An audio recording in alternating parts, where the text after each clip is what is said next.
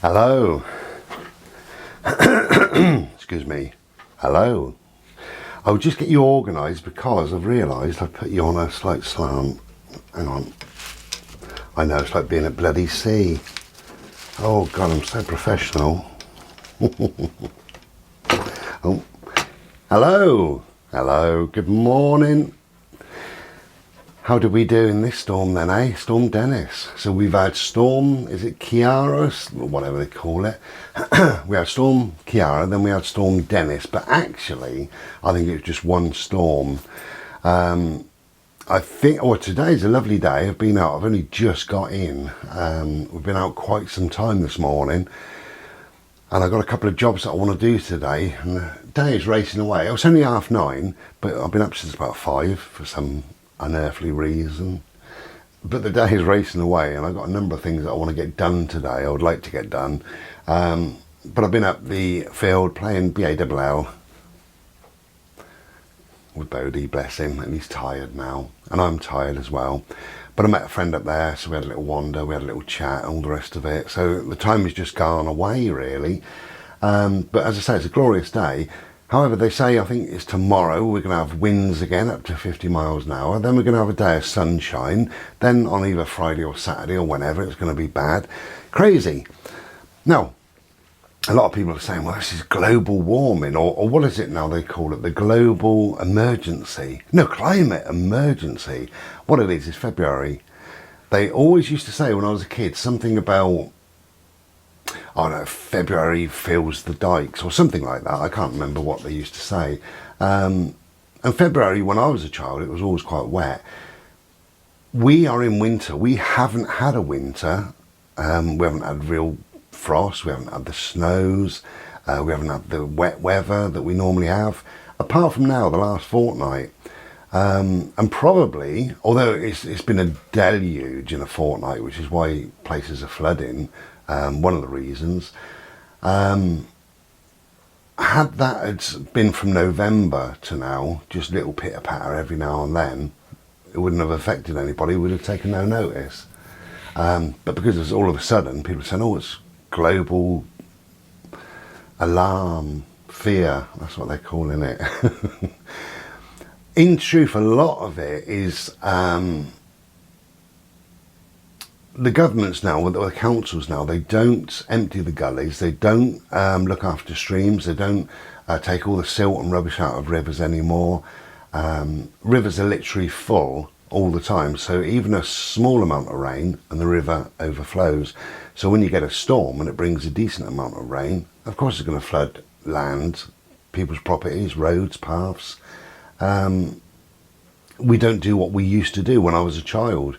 You know, when people used to, or the councils, or whoever they were, they used to empty the rivers and the gullies and different things like that and make sure that things were looked after and clean and they could take rain away. Now we don't bother with that. One of the best things for rain is trees. Now, I had a friend down, which is absolutely lovely. Thank you, Danny. Absolutely lovely. I've got a mate, he comes from London all the way down to Dorset, bless him, about 3 times a year, 2 or 3 times a year, and it's really nice. Are you still on a wonk there? On a wonk? Maybe you are, maybe you're not. If I lean. Yeah, so Danny came down, a good friend of mine. He's got a motorhome and he crashes in that. But we had a bit of a bimble. We went to the new dog walk. If you remember about a month ago, I showed you the new dog walk. There was no trees in there. Now there's I think 700 trees have been planted, which is fantastic. And they're going to plant some more on the 1st of March. So I think it's going to have about 1,000 trees. Obviously they're tiny, they're little saplings in their little sleeve at the moment. But that area will be, one day, absolutely beautiful. Give it, if they're fast growing, give it 5 years, even 3 or 5 years, and it'd be a beautiful area. But trees are fantastic for soaking up moisture out of the land, and we need to plant more trees, really. That's what I think. Anyway, cheers. So it's just a very quick catch up. I haven't done a video for some time. As I say, my mate Danny's been here, so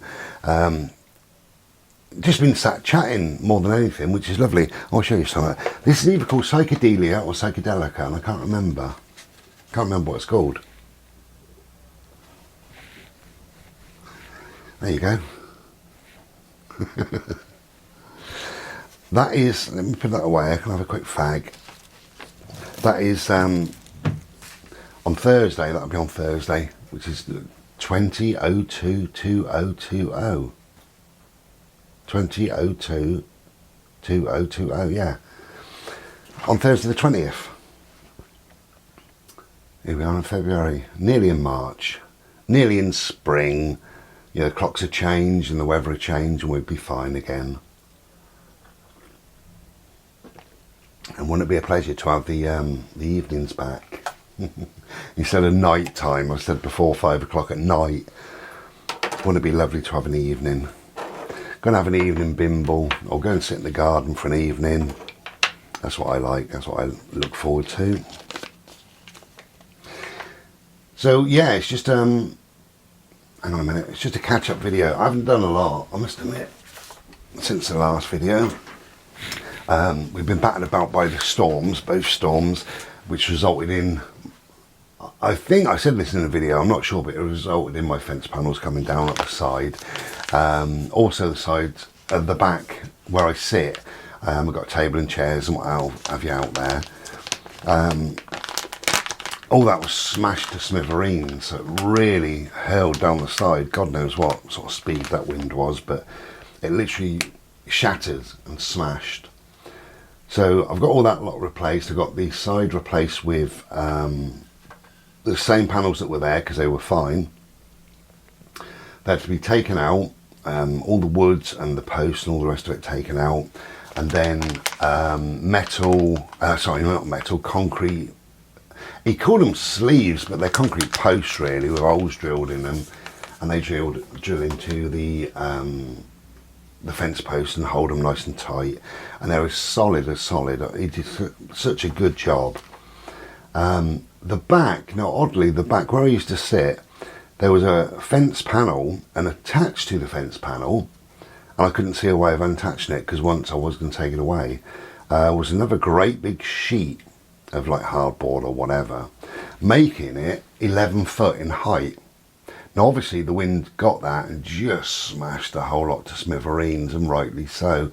So I've gone for a 5 foot fence panel, which is perfect for me, because not only can I, if I'm nosy, I can peer over at my neighbours if I wanted to. You know, I mean, if Bodie was out the side, not that he does, but I could look out and see him, or if I've got somebody doing some work, I say, come around the side, mate, and I can see when they're coming, that sort of thing.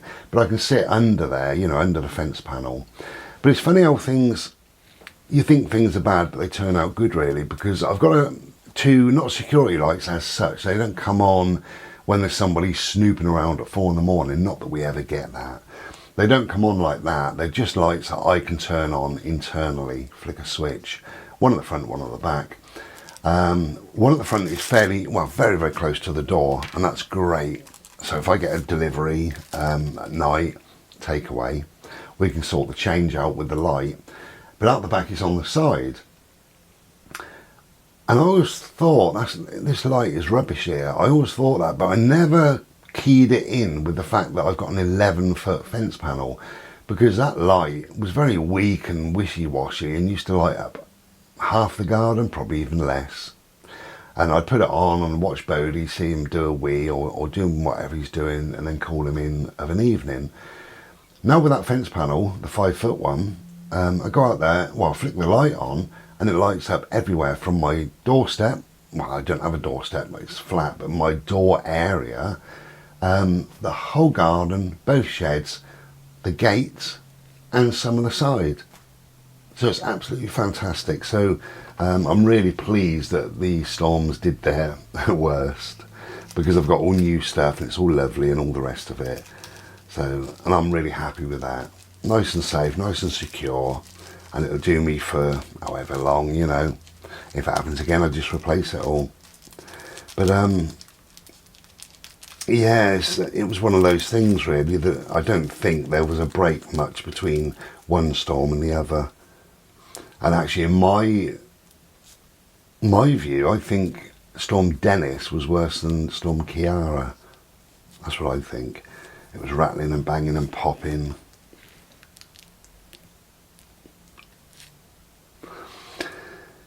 So we haven't done a lot. We haven't been down the beach. We haven't been, well, we've been out up the woods a couple of times, up the fields and stuff like that. But we haven't really done a great deal. It's been wet with it, obviously, as we know. So I haven't been out. I don't bother. Now that I've got a garden, yeah, Bodie can do his business in the garden. I can clean that up. Or we can go out there and play BALL, just kick that around for a little while. So if I feel a little bit unwell, or the weather's really bad, that's what we do. So I'm so pleased that we moved here to have that bit of land really to play in and sit in and, you know, all the rest of it. It's all good. But I do hope everybody survived okay. I've seen a couple of videos and there's been some terrible, terrible floods. But as I say, you know, if drains are not empty and if rivers are not desilted, we call it, if the land is not managed correctly, then we will have problems like that.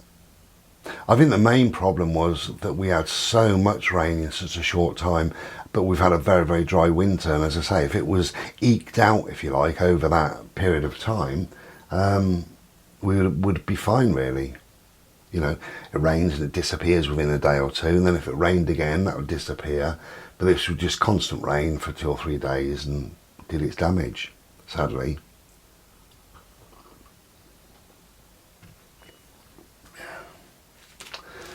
So yeah, it was really nice to see Danny. Always is. Good friend. On my wavelength.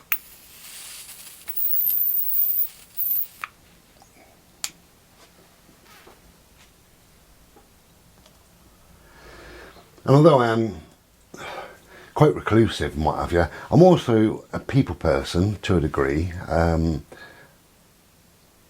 I find that my energy level, not with Danny, with certain people, sometimes it can come down a level, you know, and I've just kind of had enough. I get a bit peopled out.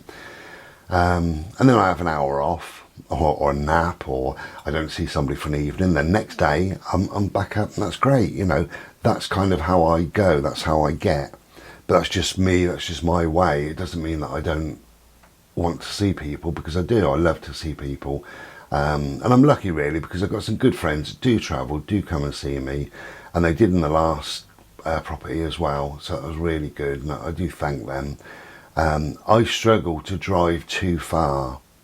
I end up pushing myself to try and go somewhere, and then I feel crippled, absolutely crippled. My ankles end up swelling up like balloons, and my back is incredibly bad, sometimes for days after. And now I don't put myself through that. I just don't do it. So I don't really travel too far. Sometimes I got a mate called John, and I meet him literally halfway between his house and my house. Absolutely wonderful. So it's not too far for him and it's not too far for me. But occasionally I go over there, and occasionally he'll come and see me, so that's all cool. It's always nice. As I say, yes, I'm quite reclusive, but I do like the company of people as well.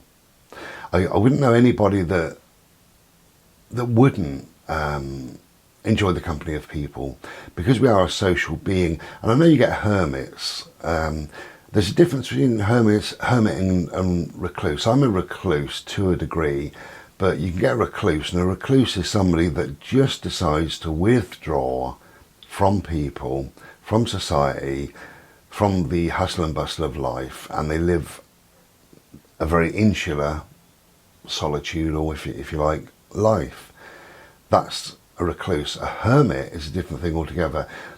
They pull away for religious reasons, so they go within themselves to find themselves on either a spiritual or religious level. So that's the hermit. And I'd say the recluse is just perhaps somebody just fed up with people, fed up with society, fed up with whatever, and they just bring their life in. And that's a little bit like me, really. Well, very much like me, because I've pulled my life in to a nice place.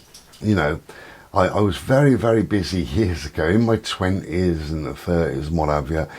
I used to always go to festivals and raves and different things like that, you know, always busy, always people around me. I lived in a caravan for 9 years, and I got, I had loads of keys to it, and I handed them out like bloody confetti to my mates. And I'd disappear for a week or whatever, come back and there could be 3 or 4 people in there, maybe cooking a meal, or somebody's in the shower, somebody's asleep, who knows. It was all good fun. You know, and then with teaching and what have you, you've often got a class of like 30 students, and then you might have other people within the class, you know, Ofsted and psychologists or whatever. So that was always very busy. And I was always busy at meetings and just busy. And the older I've got, I've let a lot of that go. I've let a lot of friends or so-called friends go, and all the busyness I've let go. I mean, I said to Danny, the thought of me now going to somewhere like Glastonbury, I wouldn't do it. Number one, I wouldn't pay the money. I wouldn't do it. I wouldn't go to somewhere like Glastonbury. And you end up walking miles and miles and miles, you know, and there's all these bloody people there. It's not for me. For me, that's not conducive to good mental health. For me, what's good is recharging my batteries, the quiet and all the rest of it. Another thing I said to Danny is, like, I go to a party or something like that, I get invited to something, and I end up thinking, okay, I've been here an hour, could I leave now? Maybe give it 5 more minutes, because an hour is like, oh, you haven't been here long. But, well, I've been here over an hour and 5 minutes, you know. And what I'm looking forward to, everybody's looking forward to the music starting, all the people arriving, all the chat and dancing. And what I'm looking forward to is coming home, cuddling my little dog, finishing a book or a few pages of a book and going to bed. No, I don't know if that sounds boring. That's absolutely fine. It doesn't matter how it sounds. We all live our lives and we live them in different ways, doing hopefully what feeds our soul, you know, what works for us. That is the important thing in life, you know, and regardless of what other people say, do or think about you, it doesn't matter at all, you know. I did learn many years ago not to give a shit, and I still don't. It doesn't matter what somebody thinks of me, says about me, whatever. That's their opinion. It's got nothing to do with me. It's actually none of my business. So I just totally blank it, totally ignore it. I know me, my friends know me, decent people know me, but I live my life very much on my terms. And it could be selfish, it could be whatever you want to, whatever label you want to throw at me. That's absolutely fine, because it may not be about me. It's more about how you envisage me living my life, you know. But I think I've reached a place in life where I'm probably at my most happiest, actually, you know, and that'll do. That will do. You know, if you're happy, doesn't matter about anybody in the world, doesn't matter how they try to judge you or whatever. If you're happy, that's it. Who can take that happiness away? There's not a single soul on this planet. So anyway, I've got a few things to do. It's 10 o'clock nearly. Good God, I better go.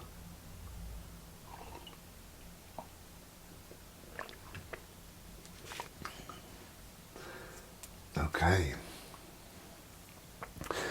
Always good to have a little chat on here.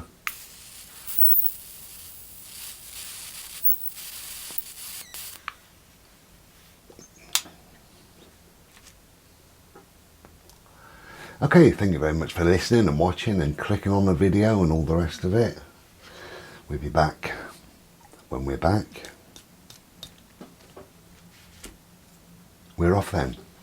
Cheers. Try and be beautiful. Take care and be well. Ta-da.